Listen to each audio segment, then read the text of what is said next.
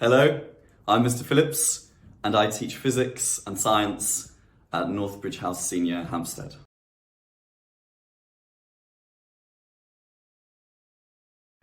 I've been very lucky throughout my life to have some excellent physics teachers, and they always incorporated other aspects of life and existence into their lessons. At university, I studied physics and philosophy and was encouraged to see both of those subjects in the context of the other. And when studying physics, to think philosophically.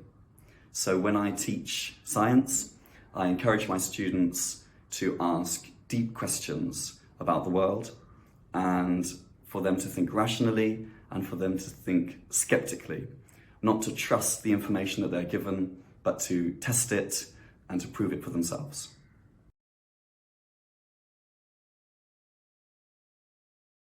I'm particularly interested in the history of ideas, so the history of scientific and the history of philosophical ideas.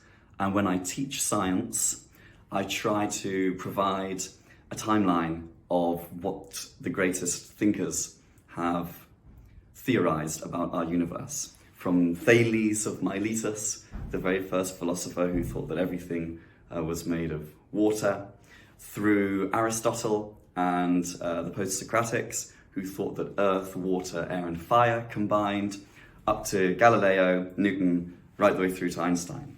And I think that by studying the evolution of those ideas, not only is it interesting in itself, but it encourages you to understand how knowledge is built sequentially and how further testing and further refinement can improve scientific theories and our understanding of the universe.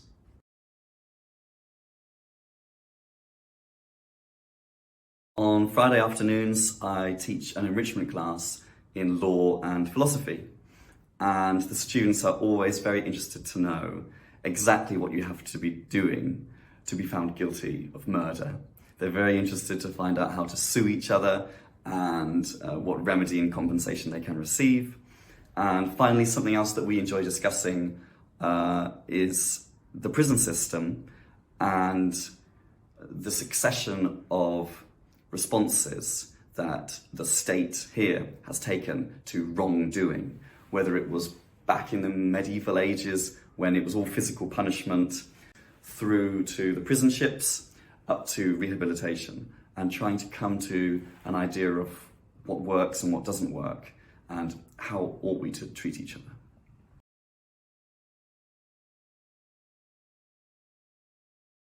I enjoy teaching at Northbridge Senior, Hampstead for a number of reasons.